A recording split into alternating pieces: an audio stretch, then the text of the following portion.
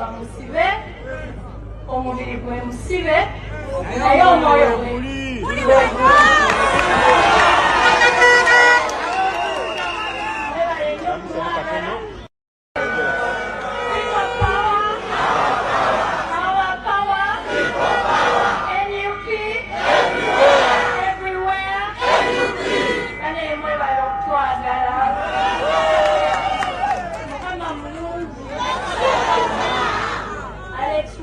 Musibe omubiri gwe musibe naye omwoyo gwe muli weka.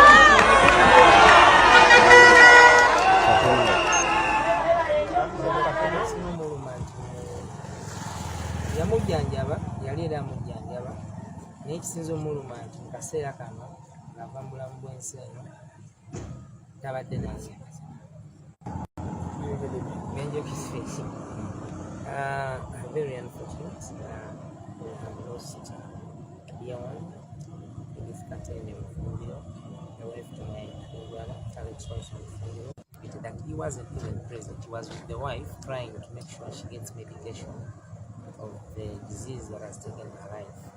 Unfortunately, they have gotten stuck to that injustice. I believe this is what I call this injustice.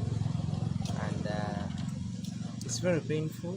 Very, very painful to us that is not going to even be able to make certain decisions at the moment in regards to the burial of his dear wife. That he has interested in us. We have put in one opinion, he has interested us to make decisions that we see and deem fit to give her a good send-off. We anticipate that after. So, of course, kitalo nnyo bannange ekituuseewo olunaku olwaleero okufiirwa mukwano gwaffe ate nga mukyala wa myuka omwogezi waffe Alex Oso Mufumbiro, mukyala oyo nga Edith Katende Mufumbiro. Kyanaku nnyo, kyanaku nnyo ddala. Tafudde mu mbeera eyo kuba nti bbaawe ali mu kkomera misango sange bitategeerekeka. Buli omu yenna mu ggwanga akimanyi nti bino byafuzi alawe. Naye regime nemukwata nemusibako ogwo omusango. Ng'abalala bonna bezeekwata bwe bakufuna nga tebalina omusango gwe bakuteekako bakugata kwabo ne bagamba nti wajiriringa bumenyi bw'amateeka. Ffe kituvumirira ennyo naye ndowa kino kitulage nti abantu abatufuga tebalinamu kabuntu, balinga abatalina mitima, balinga ensolo. Waiswa abadde buli kiseera kyonna abadde akabirira abalamuzi obadde omulaba Wange agamba njagala kufuluma lino ekkomera nsobole okulabirira mukyala wange okumujjanjaba. Unfortunately okusobola okumujjanjaba okusobola okubeera awo naye musaawa evanyuma oba ezisembayo. So kimulumye nnyo ekyo naye era ng'ali strong amanyi nti bino byalimu teri musango gwonna gwe yazza oba gwazizza akimanyi bulungi nnyo nti ali innocent kikumi ku kinaakyo. So kyanaku of course naye abadde agamba obutali bwenkanya era ali eyo agamba nti oba oliawo singa yaliwo yanga ng'omusajja oba oliawo yalibaddewo byasobola okukolera mukyala we. Era mukyala we abadde atugamba abadde ajja wano n'amulaba naye ng'okusingira ddala mukyala we yali agadde kosa abeere naye. Ffe kyobola tulumirira bino ebikolwa ebibeerawo kuba kati waiswa kukyaba mukwata almost eya naawo tawuzesibwanga. Tebaleetanga na mujulizi n'omu ogamba nti waiswa wakola guno omusango wakola ki. Just bali eyo ensonga z'okunyigiriza n'okusabino okubeerawo n'awulira nga musanyufu nti aba NUP balinako obuyinza sobola obbasiba ne basigala eyo ne bafiirwa abantu ne bakola ki. Era tumulabye wamu ne muganda waffe Akireewo mukimanyi taata we yafa nga ali mukomera ekitalya mu kaluula kali akaggwa naye ne bwe twogerera ali mukomera. Yavaayoko ne bamuzaayo era n'avaayo ne bamuzaayo ebbanga lino lyonna. Tubadde wamu ne Edi n'abalala naye ekyo kyonna kikulage nti bino bye twogerako si bya kuzannya bya ddala kubanga obulamu bw'abantu bugenda. Kati Akireewo abadde atugamba nti waliwo n'omuntu omulala sengaawe gwafiiriddwa ng'ali mukomera neera. So bano abantu abatufuga bali wadde munako obuntu naye okusingira ddala ekitongole kiramuzi kubanga bano bo abalujimu bwe baba bakutte omuntu nga talina musango nga bali mu byafuzi byabwe ekitongole kyali badde kiyimirira wakati ne kisala amazima kyalibadde kitongole kiramuzi naye kitongole kiramuzi kati bawaiso abo bakapulayingira beyire emirundi egisuka 4 naye nga omulamuzi agenda kubawa beyire eyo n'olwekyo olunaku olwaleero era comrade waiswa oluvannyuma lw'okufuna amawulire gano asembeera n'agamba kakiteeke ku record awandiikire saabalamuzi w'eggwanga lino era amusabe nti etteeka ligobererwe waakiri aweebwa omukisa tasobodde kujanjaba mukyala we naye atlist aweebwa omukisa ogusobola okuziika mukyala we so yembeera eyo eriyo basembeera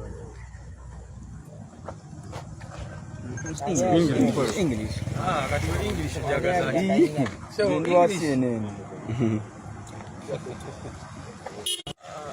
where abasajja bakola bakola insurance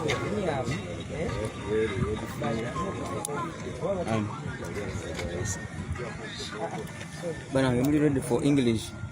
Tugenda mu luzungu bana, bino bya luzungu.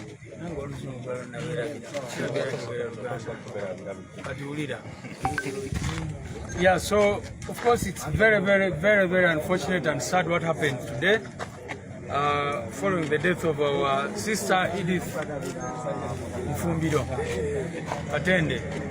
We came here this morning to check on our brother Alex White from Mfumbiro. Of course now with social media, by the time we got there he had actually gotten to know, and the OC and other officers in the prison had called him to try and console him, to try and counsel him following the unfortunate demise of the wife. I can say that he is very devastated by the passing of his wife. He's devastated, but he knows that he did not commit any crime. He's in this situation not because he has committed any crime, but because of the persecution of the Museveni regime. All of you know that Alex Mfumbiro was never at Kavule, where they say that he was doing unlawful drilling. As he has consistently said, on the day when that birthday event happened, which we insist was not unlawful drilling, Waisha was at him with that offense. We've seen him, like I said, he's of strong spirit, although devastated. One thing he regrets so much, and what he has been talking about, was he wished to be by the bedside of his wife. That's his biggest regret. It's unfortunate that he will never have that chance. He said one of the things he wanted to do was to wed his wife, which he did, but following the sickness and all these challenges that she has gone through, all he wanted was to be by her bedside as she breathed her last. And so Waiswa is very sad that that has not happened. We of course try to strengthen him, to encourage him, but you all know that it's beyond words what has happened. It's very sad, it's very unfortunate. But let me also say this, you all know what Comrade Waiswa has gone through. He's in prison right now, denied bail. He stood in an election, won massively, but these guys rigged him. They didn't even give him a chance to take care of the wife, and now the wife is dead. So you can see the toll which this struggle has taken on him, but he knows that he is on the right side of history. He knows that he did not commit any offense to be where he is now. Yes, you talked about... No, like I said, that of course the bail ruling is coming up on Friday, but he has also, because you know several bail applications have been rejected, and right now he has taken even another step to write to the Chief Justice of this country to say that, look, this injustice cannot go on. You've not given me a chance to, you know, take care of my wife. At least give me an opportunity to bury her. And so that is what he's requesting for. At a bare minimum, you know, if the regime has anything left of conscience, they should release him to go and give his wife decent burial, decent send-off.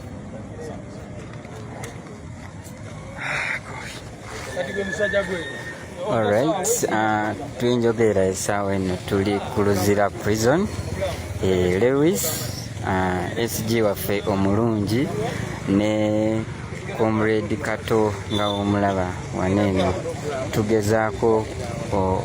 bagezaako kuwa updates ezibaddewo. Yes, munansonyiwa akanetwaka kabulabula, naye mbadde ngezaako kugamba nti saawa eno tuli Luzira ku prison nga SG yakedde wano ne mulongo wa Kato wa Alex Wesa Nfumbiro gwe bayita Kato bakedde dda wano ku ssaawa 3 zibasanze bali luzira ogenda ate okutuusa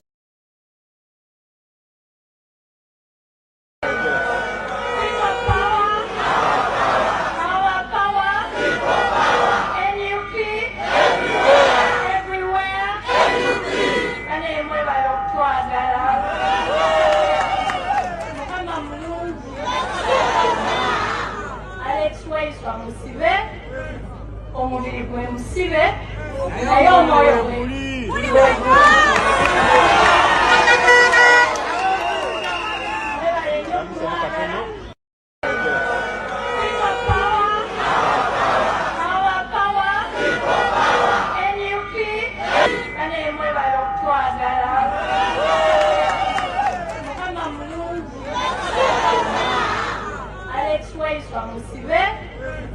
omubiri gwe musibe naye omwoyo gwe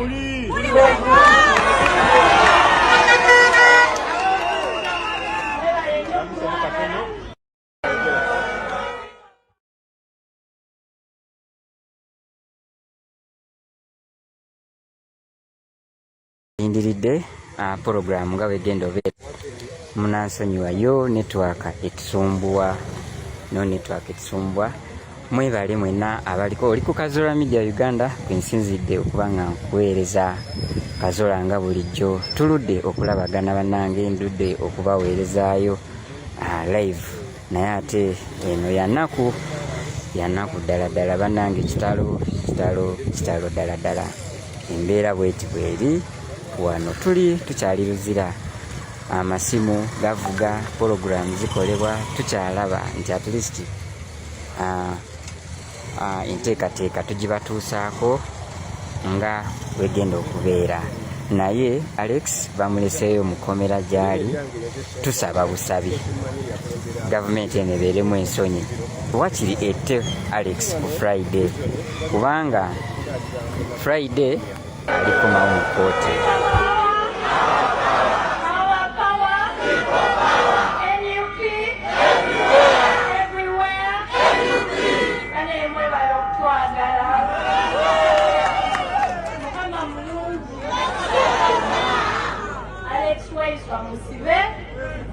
omubiri gwe musibe naye omwoyo gwe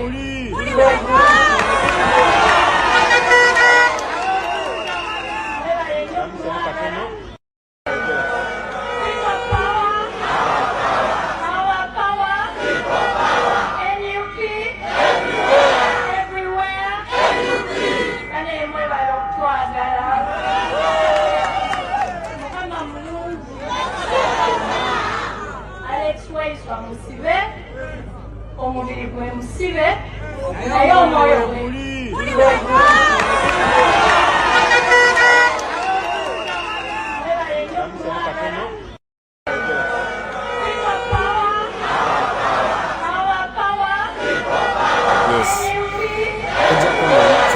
but that's the update eziriwo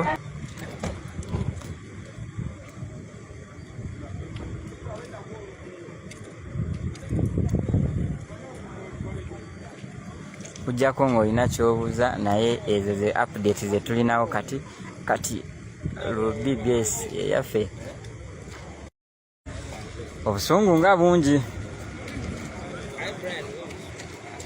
Alright, yes awa ate tuddemu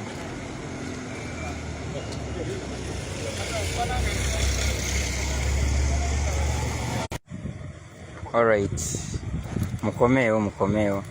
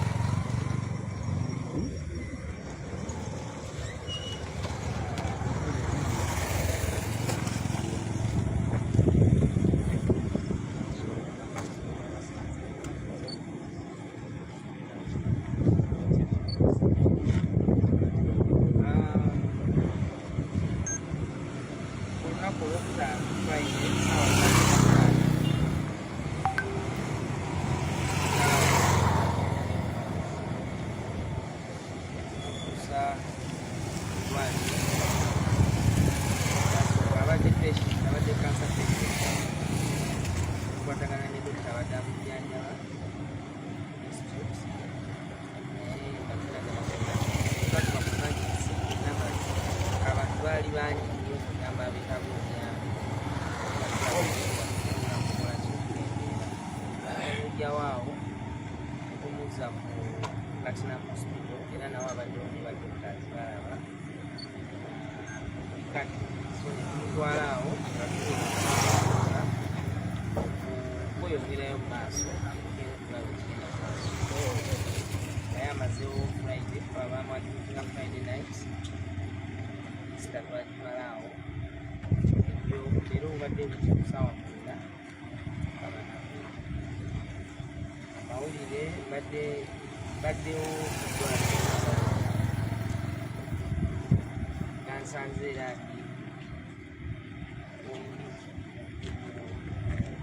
ndi area code y'eddwaliro towange n'abalala badde bamujjanja bali bankulira nemanya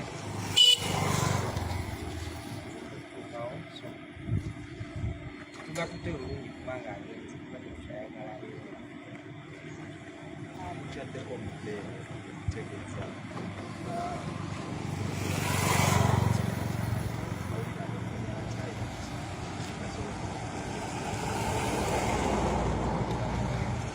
ali broke simanyi wanegera mu Uganda mumenyete nnyo ddala mukyala wange mumenyefu nnyo ddala tasobodde kale nfuna omukisa mu kaseera kano omuntu wabanga alina okufa mulaga omukwano okubeera naye n'okumusiibula nga baawe ate mukwano kimuluma kimumenya kutula naye afunamu obugumu gyabasinga babadde ebungu tubadde tusobola okuwadde awaka kulaba nti mukyala we gezaako okumuwa kisobola okumuwa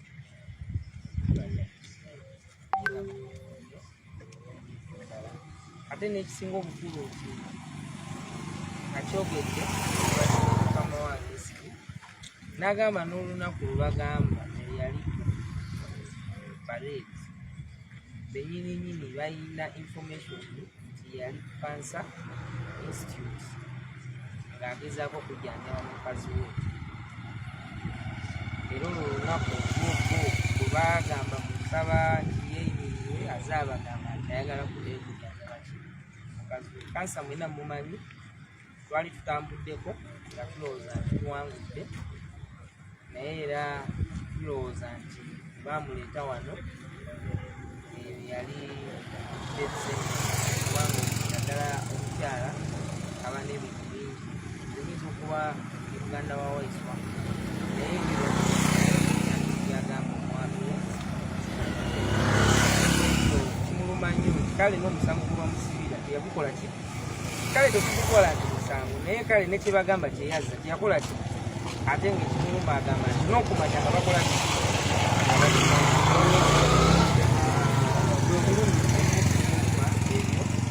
naye Mukama Katonda esinga bw'aba asazeewo tusobola kukola bulungi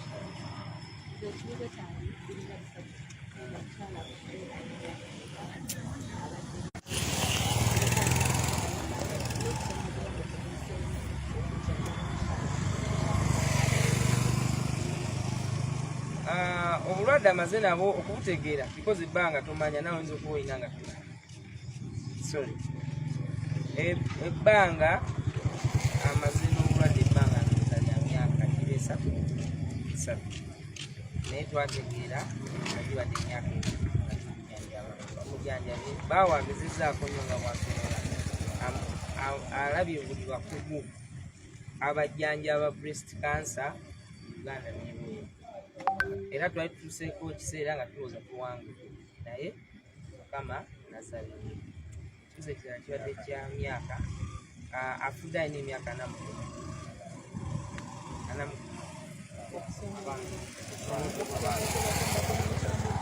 abaana bali kusoma alese abaana bameka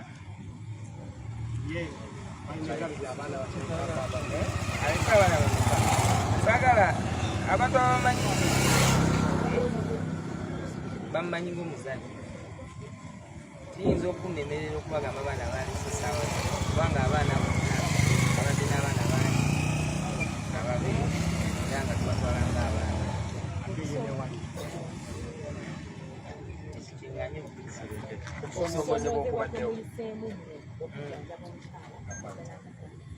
okusomozebwa kyakusomozebwa nnyo kubanga omuntu walwala nga tuli mukyala we nyoba oli close nnyo naye eryo kyatagenda kukola ki eryo kyatagenda kugamba eryo kyotagenda kulaba tuli ffenna kakati n'olwekyo bingi nnyo ebiruma ye eryo n'ebyeyesiikira ebiyinza okuba nga bimalako emirembe naye nagamba kati omukubidde nnyo essimu kuloza kankole ki kankomaawo tuli ffenna n'olwekyo kibadde kitawaanya ekyokubiri ebaayo ebintu byoyagala okusalawo mu bulamu nga bbaawo yasobola okubisalawo bamukyalawo kyannaku nti nga gwe nganze nina oluusi okujja eno nenjogera n'omusibe emunyonyola ate oluusi abasawo balina okuba nga nabo banyinyonyodde bebanyinyonyodde nabyerabidde bibadde bingi enwana nnyo okulaba nti nziramu nenfuna information nenjimuwa oba omukyala najja naye nga mugonvu namunyonyola naleka akola n'olwekyo okusomozebwa kubadde kw'amaanyi nnyo nnyo nnyo naye mukama tumwebaza nti atusobozesa okumujjanjaba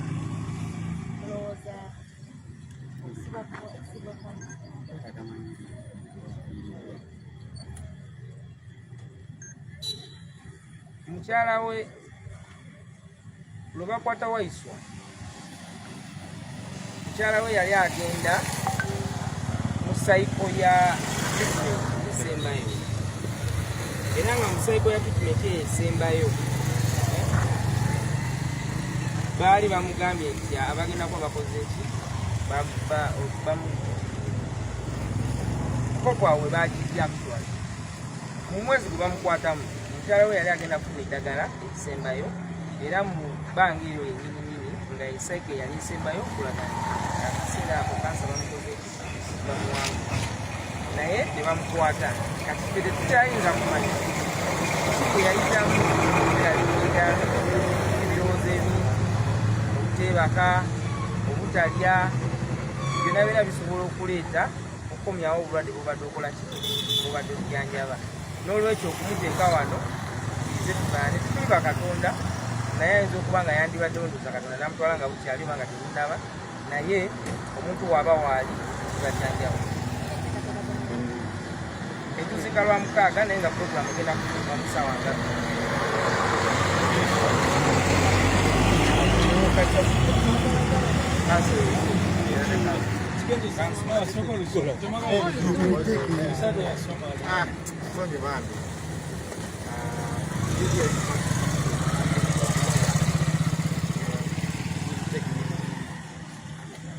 Very unfortunate that we have lost the dear one, our dear wife Alex this morning at about 3 a.m. Today. It's hurting. It's very hurting. It's painful. He has not been able to be around. The last day he has been at wife, living side by side, especially those married people who understand what it means. We have managed to talk to him with a number of people at patients, and it's painful.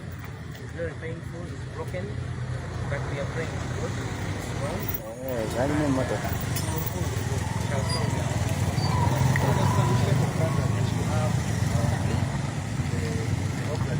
When was arrested inside the sort of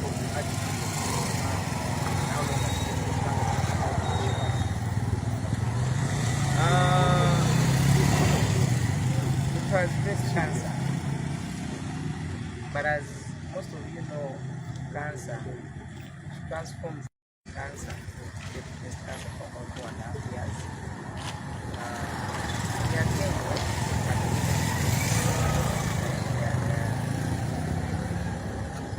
she had passed this year knowing that she was cancer free. Unfortunately, things changed. When the wife was yesterday, we were trying at least share something, and she had faith. But when I told her that Alex had said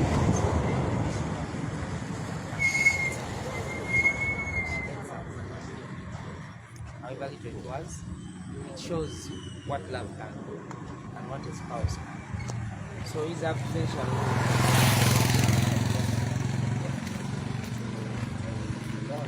to say the last words. However much he tried as much as possible to reach out as bullets.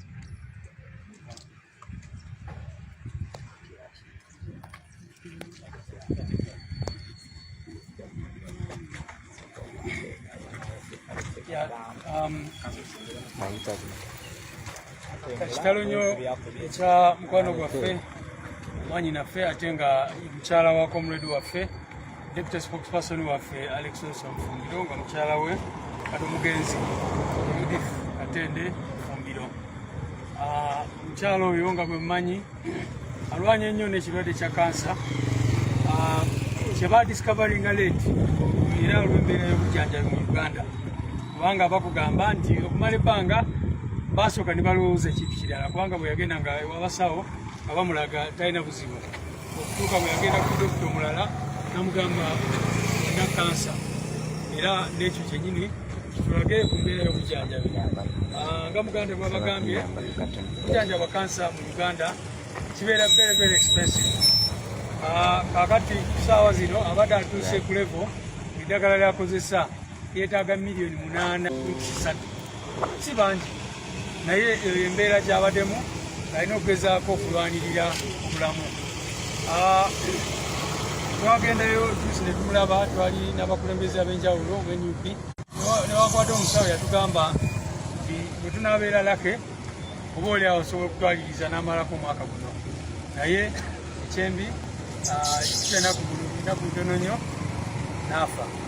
N'olunaku lwakyo tubaddeyo ne tumulabako ng'alwana ng'olaba kusa ina difficulties n'ebirala. So we batukubidde esimu saawa 9 ez'ekiro nga yakafa ne ku makya ne kibadde kyanaku nnyo okuwulira amawulire ago. Muganda waffe waiswa tumulabyeko nga era Katoba abagambye amazima gali nti mumenyefu. Ebimumenya ojeko okuba nti afiiriddwa omuntu okolerawo twasinga okwagala, naye ate n'okuba nti tabaddeewo wali omukyala walwalidde kimukoze bubi nnyo era ekyo kyasinze okugamba ebiguleti ye oba ekisinze okumuluma okulaba nga teyasobodde kubeerawo mu mbeera esembayo ne mukyala we.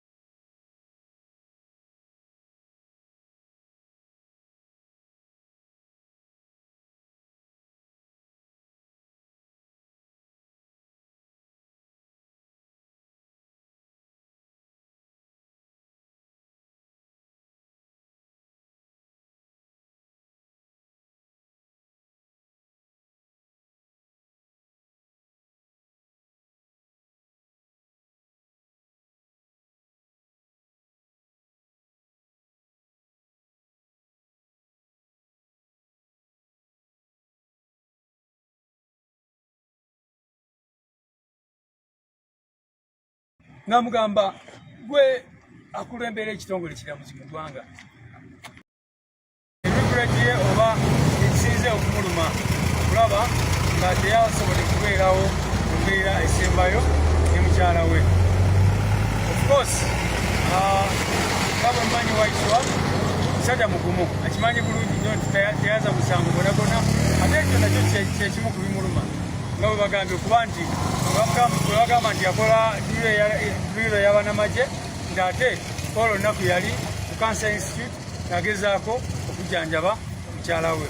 So kyanaku nnyo ng'ekibiina of course kitukoze bubi. Mukimanyi bulungi nti comrade waiswa si asose kubeera mu mbeera eno gye buvuddeko mwalaba nga tuziika mukyala wa Kibalama gwe twali tunoonya oba gwe tukyanoonya naye mukyala we naafa ne taata wa Kibalama naye naafa kwegamba n'obeera mu mbeera eyo n'abantu baffe bangi nnyo era tumulabye Waiswa tumulabye wamu ne Akirewo ne Edimutwe naye mu mbeera eyo Akirewo n'atujjukiza nti naye bwe yali ekitalya mu kalulu kali akaggwa ate taata we yafa era n'atugamba tanalikabalinga mu mbeera eyo naye kati bw'otwogerera waliwo abalala abantu babafudde bali mukomera n'abaana baffe bonna bonna bemumanya abali mukomera wenawulira afiiriddwa taata afiiriddwa ono ate oba oli awo kyaliba tekyebereka singa balina emisango gyosobola okuyita emisango naye bino byabufuzi ate tuvumirira nnyo nnyo ekitongole kiramuzi kubanga regimu yo ne organs endala simanyi CMI bano ba crime intelligence bwe bagenda ne bakwata omuntu ne bamuwamba wali gavumenti abo bali mukola byafuzi naye kati kwe tutuuka mu maaso g'ekitongole kiramuzi kyo kyalibadde ekikola ku kimu nekiraba nga bano abantu bafuna bwenkanya wakirundi kyonna kyonna namugamba mpeereza peyiro onteekako kondishoni zonna zonna zoyagala okunteekako nsobole okugenda zijanjabe omukazi wange naye ekitongole kiramuzi nekigaana okwigre and also kivuddemu ekirabye mwena mwenna era comrade Waiswa yatakiriza sitepu endala kubanga abadde agenda mu kooti buli kiseera nga basaba munzikirize ngende nzijanjabe omukyala wange kakati olunaku olwaleero era awandiise n'ebbaluwa awandikira Ssaabalamuzi namugamba gwe akulembera ekitongole kiramuzi mu ggwanga era ebbaluwa nagiwa nakulira oba supervising court ezo principal judge n'abalala bonna bonna nabagamba munzikirize nsobole okweyimirirwa ng'etteeka bwe liragira nsobole okugenda kuziika mukyala wange era katusuubire nti oba oli awo ekitongole kiramuzi kinaawuliriza omulundi guno kimukirize agende aziike mukyala we kubanga era bakomawo ku Lwokutaano mu kooti okusobola okufuna ruling mu nsonga za beyiri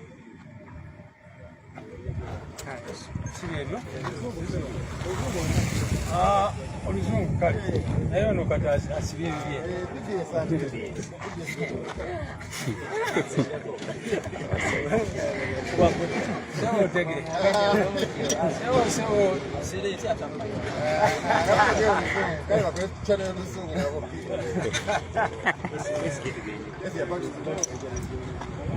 yeah.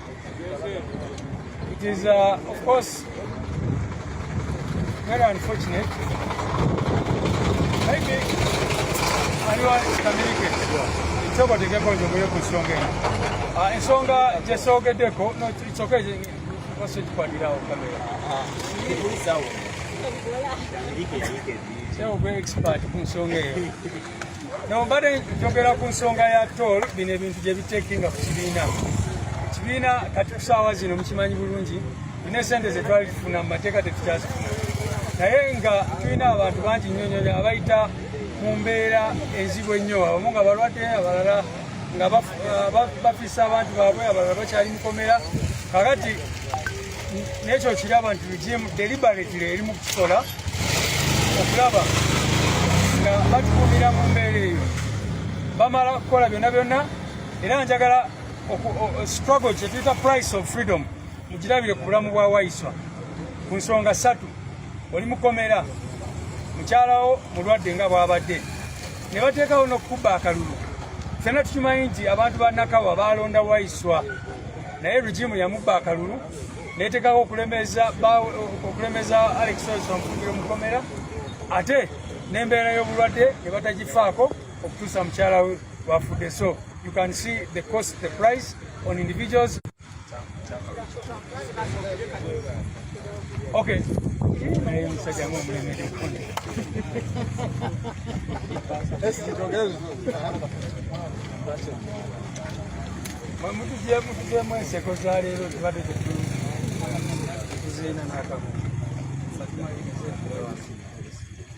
Yeah, so it's very unfortunate that we've lost Edith Katende Mufumbiro, the wife of our deputy spokesperson Alex Waiswa Mufumbiro, who is in detention. I must say that he is very, very devastated by the news of the passing of the wife. He learned about that news from fellow prisoners. Apparently some of them have small radios, so they heard it very early morning that she had passed on. Of course, he didn't believe immediately until he was called in the office of the OC, where we found him actually. The OC and other prison officials trying to console him. And when we entered, we can say that he was very, very devastated. He had learned about the news. And like I said, his biggest regret is that he has not been able to be by his wife's bedside. That's what he told us. And that's the regret he will always live with all his life. Because while he was outside, he was struggling to make sure that the wife gets the best medical care. You know, he tried everything possible, took her abroad, did everything possible to see that the wife gets the best medical care. But when he was incarcerated, the condition deteriorated. And like Comrade Kato was telling you, nobody can fit in the shoes of someone's husband or someone's wife. We can always do whatever we can, but you cannot fit in those shoes. So it's very unfortunate that she has passed on. She's not the first one. As you know, we've lost so many people under similar circumstances. The other day you saw us burying the wife of Chibalama John Bosco, who is still missing. Later on, it was his father who again passed on, and many other people who have had to go through this situation. In fact, we saw Comrade Waiswa together with Eddie Mutule, together with Achileo and others. And Achileo reminded us that his father died while he was in prison in the last election cycle. So this situation continues to persist, and I think the people of Uganda must reach a point and say we must put an end to this situation. Because, I mean, we cannot continue like this in this country. The injustice is too much. Alex has applied for bail a number of times, together with other comrades, which bail has been rejected all those times. Now, they are coming back on Friday. We hope there will be a bail ruling.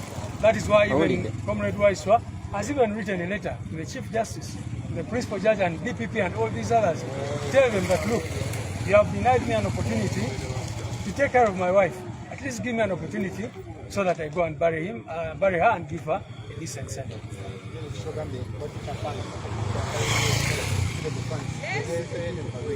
Yeah. So you all know that treating cancer in Uganda is extremely expensive. For example, Edith, by the time she passed on, she needed 8 million shillings for every 3 weeks. You can imagine. You can imagine how many families can afford that. You know, she needed 8 million shillings for the medicine she was taking. You know, so it's been a very, very expensive venture on the family, on everybody. And of course, right now as a party, you all know what we are going through. The funds were taken out from us. Previously, we'll be able to support some of these our comrades. Now our means are limited. But I also want to talk about the injustice this brother Waiswa has faced. You know, he has been having a sick wife who has now passed on. He's in detention without trial, without bail. He stood in this constituency, Nakawa East. He won overwhelmingly, almost at every polling station, and he was rigged with impunity. So you can see all these forms of injustice meted out on one individual by a regime that does not want fair competition. Waiswa is in detention not because he committed any crime. In fact, one of the things that hurts him most is that on the day when they claimed that he was doing unlawful drilling at Kavule, which we completely say was not unlawful drilling, he was at the Cancer Institute trying to get medication for the wife. So he did not commit any offense. Everybody in this country knows that these are politically motivated charges. Thank you.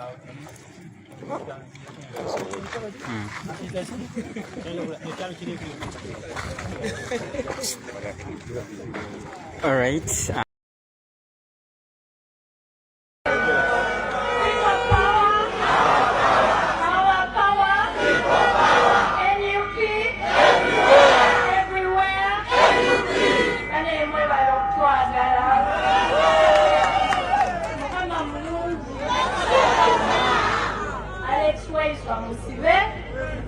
Omubiri gwe musibe naye omwoyo gwe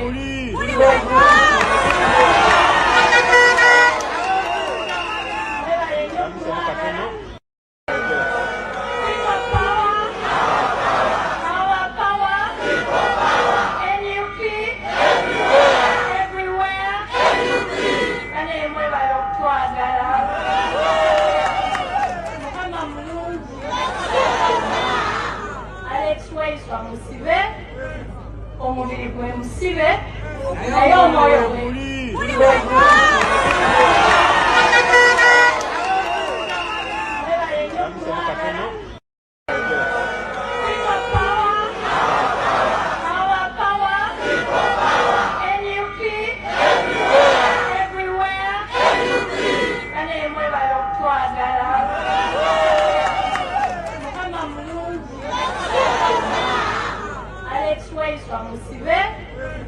Omubiri gwe musibe naye omwoyo gwe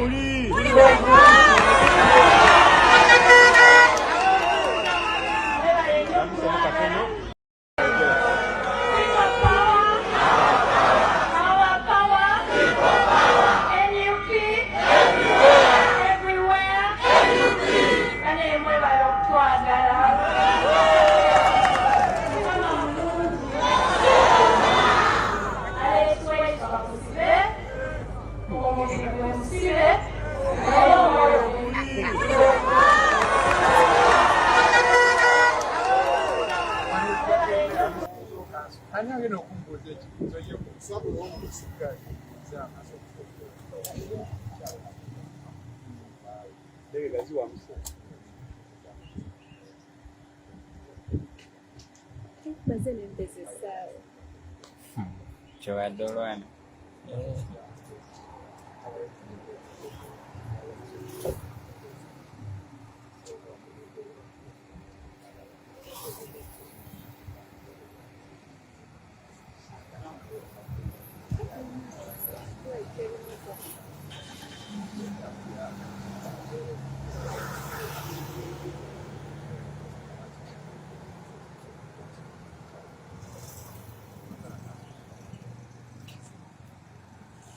Ebintu bingi ebibeerawo mu nsi muno, ebimu nga birungi ebirala nga bibi, naye ekibi bwe kiba kibadde kisobola okutuwaamu ekyokulya. Okubonaabona kwa munnaffe Waiswa Mufumbiro n'abantu be kusiigire bannayuganda ekifaananyi kyekyo kye tuzzenga tubalaga. Lwaki omuntu teyali gwetekeddwako misango nga tebali bujulizi? Lwaki kyalibadde kikyamu oyo atudde mu buyinza okulowooza nti ekkubo ly'alina okuyitamu lyasigale nga muwanvu, alina kumala kufukamiza abalala wansi? Nti olw'okuba boogera ebyo by'otayagala kuwulya ebiwakanya okubeerako mu ntebe, ogende ng'olwetekako abantu emisango. Munnansi asaana amanye nti bulijjo bye twogera nti omuntu bw'ateekebwako omusango ne bwe kibanga kituufu banaaleeta obujulizi obukakasa nti omusango yafu, omuntu oyo ebbanga ly'amala nga tannaba kubeera nga obujulizi obumuluma buleetebwa, asaanye okuweebwa ebbeetu afulume ebweru ku bbenjo, kubanga kikyali bubeezi bukuteebereza nti omusango yafu. Lwaki twagala ddeyo eka? Olw'ensonga ebintu bye byonooneka. Kati wuuyo muganda waffe Waiswa Mufumbiro kyasobodde kujjanjaba mukyala we paka lwatuuse okulunda embogo ng'ali kolokooni, naye nga n'abamuteekako emisango tebasobodde kuleeta bujulizi.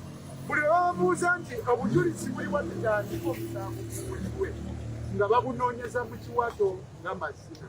Singa yaddayo eka twalibadde tetwekwasa nti gavumenti erina kinene, abatudde mu buyinza balina kinene kye bakoze okuva kwa mukyala Katemba. Kikyamu okukwata omuntu nga tolinaawo kinyusi kyonna kye weesigamako. Mu Luzungu tugamba okukwata omuntu omutwala ekolokooni omukuleko emisango, oteekwa okuba ng'olina kye tuyita reasonable and probable cause. Naye si kugamba nti Museveni ayagala nnyo obuyinza, nga ffe ab'ebyokwerinda tukwate tuuti kubanga awakanya Museveni okuba mu buyinza. Ekyokubeera nga mpakanyiza Museveni okuba mu buyinza kitusango mu kitabo ky'amateeka. Era nze gwe mulimu gwange kuwakanya oyo Museveni njagala kulaba nga gavumenti yeekwa, kubanga mulinnyirizi wa ddembe ly'obuntu.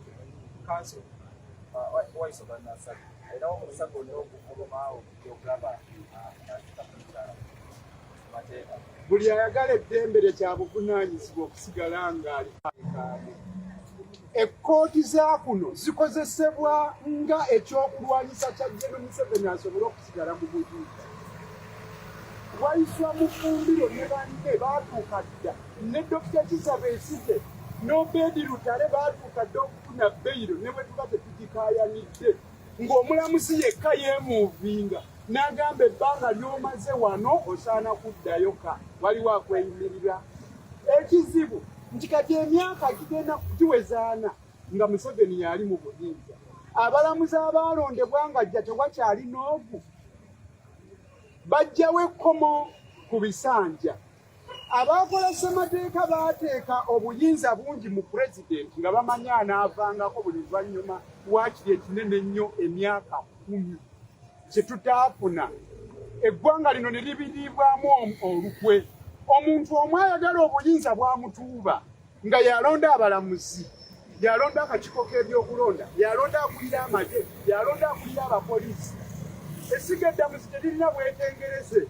Abalamuzi batunula kyamuli okuggyako omulamuzi alina olusuku, alina omusiri gwa muwogo ewuwe, ng'ate mu mativu, ng'agamba ne bwensala bwenti ne bwe batanninnyisa ddala ne bwe bangoba mu bulamuzi nsobola okuddayo eka nensigala nga ndi mu mativu n'ebyange bye nnina.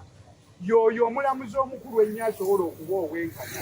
Omulamuzi owookubiri asobola okuba obwenkanya y'oyo atafaayo ku kiki ekiba kizze ekikulu bwenkanya. Nga bwe walaba omusajja eyannangirira nga mpangudde ng'ababbi baagala okubba obululu obwalondebwa ab'ekawempe North. Omulamuzi afaanana bw'atyo gwe twagala.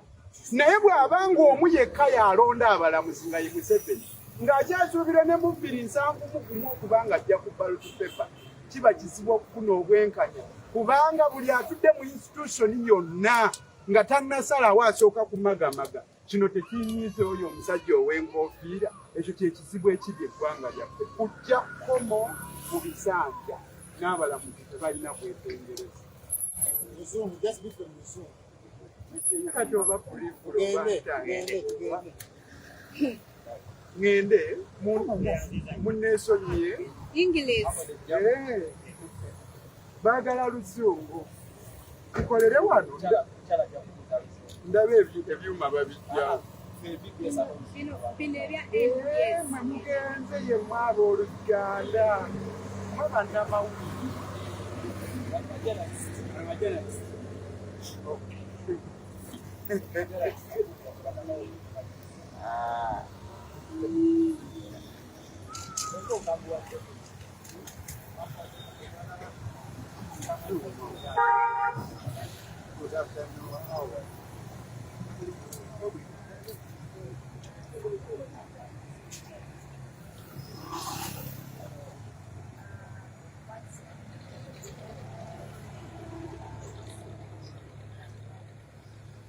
He has all it takes to be granted bail. On several occasions he has applied for bail, but he has never been granted by the judiciary. Indeed, he is entitled to mandatory bail. Not only Waiswa, but even others who were arrested and detained. In the first place, it seems the state had no reasonable probable cause from the beginning, because they were arrested simply because they are dissenting voices against General Museveni's government, which is not a crime. If they had evidence, if they had any cause of action, they would have started presenting their evidence against them. But the Constitution gives them mandatory bail. It is not on the basis of the demise of his wife. Waiswa Mufumbiro is entitled to bail. Court can even move itself, including Dr. Kizza Besigye and the Archbishop. They are entitled to mandatory bail. But the challenge we are having in Uganda now is that we don't have independent institutions, including the judiciary. Museveni has chosen to be in power forever, has eaten up all our institutions. the judiciary is being used as a weapon to prolong his stay in power. It is regrettable indeed. The other day I witnessed the Chief Justice, a new one. His first complaint was not against case backlog in court of law. It was not against having many prisoners beyond the capacity of prisons. He was demanding for his respect. He does not want TikTokers to talk against him.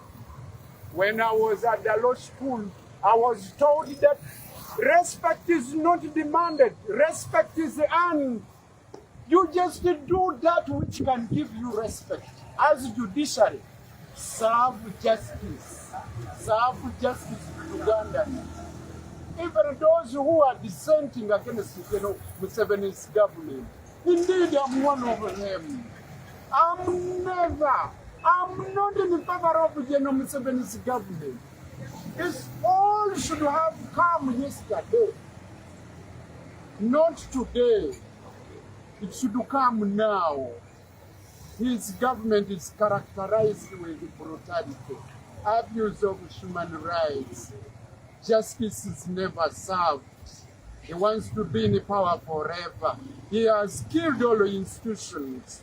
That's why bail is not being granted, even in respect of cases where they have no evidence. Grant of bail is not final. It is just a mere interim or temporary remedy to the accused person. It's granted on the basis of presumption of innocence. You know, the culmination of denial of bail is now showing some efforts against our brother Waisam Milo. He should have been out while his case is still pending. He would be in a position to look after his wife. She has died while incarcerated on that lonely island in Okuzika prison. It's a pity. Thank you.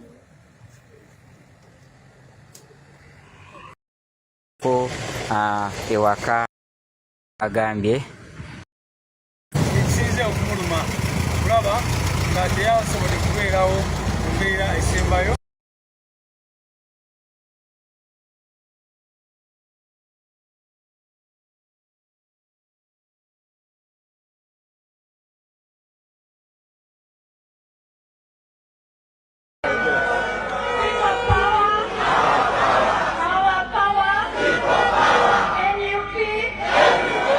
We twogerera pulogulaamu y'okuziika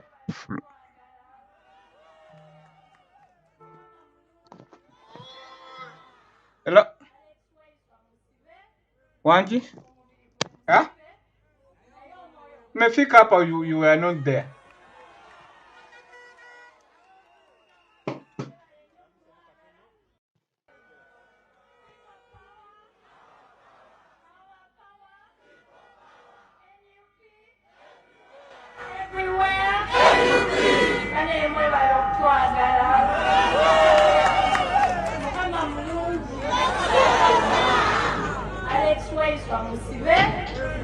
Omubiri gwe musibe naye omwoyo gwe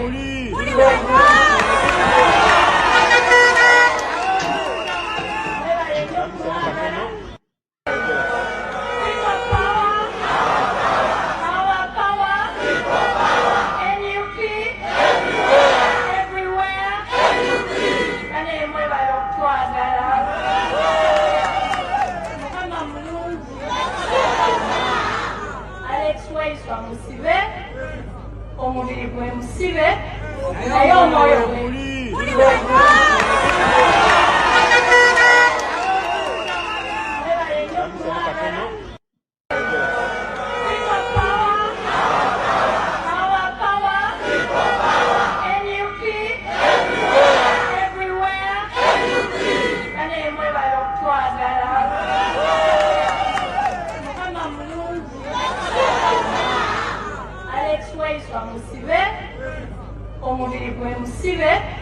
naye omwoyo gwe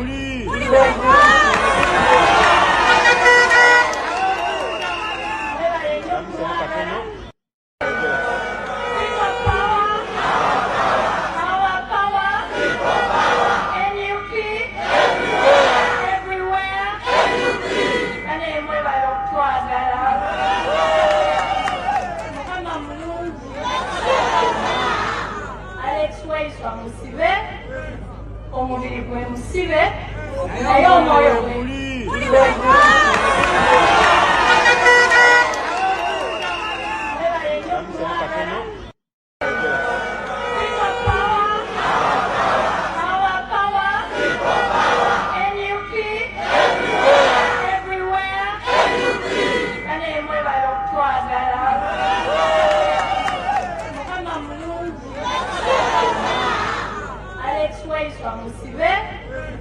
omubiri gwe musibe naye omwoyo gwe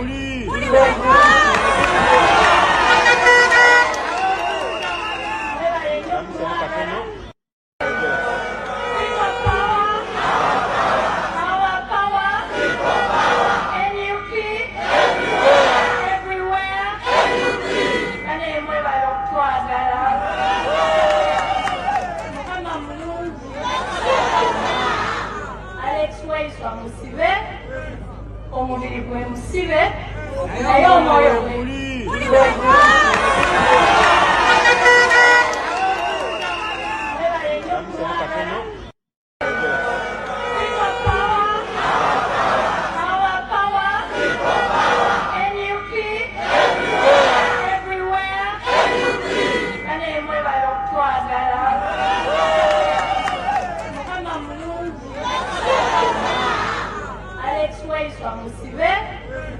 omubiri gwe musibe naye omwoyo gwe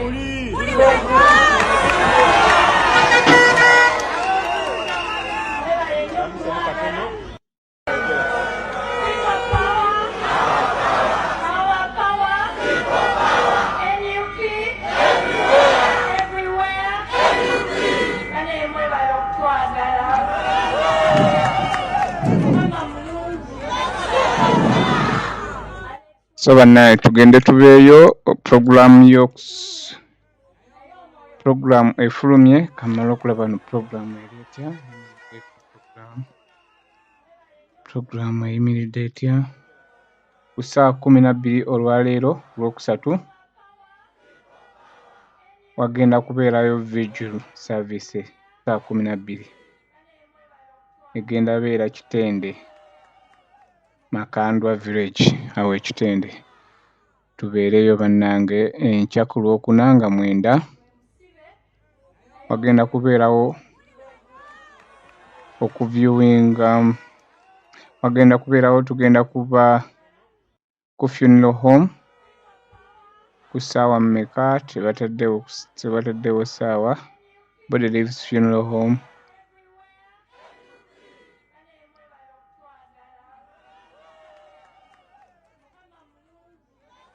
wagenda kubeerawo okusaba Namirembe Cathedral ku ssaawa 4 enkya abasobola bannaye tubeereyo tugenda beerawo n'okusaba Namirembe Cathedral ku ssaawa 4 enkya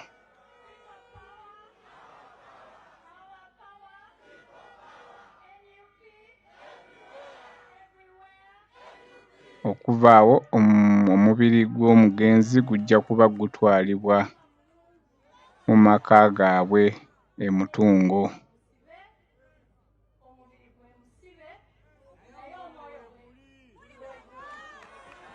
Then ku Lwokutaano tugenda beera ku Lwokutaano zijja beera nga 10 wagenda kubeerawo church service e Luzira Church of Uganda ku ssaawa 5 ate ku ssaawa 8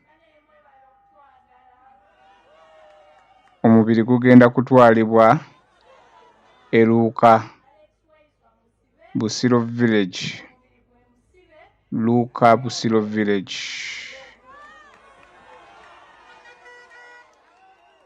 wabeereyo vigil ekiro then nga 11 lujja Ebaluwa 6 okusabira omugenzi kujja tandika saawa 6 ez'emisana.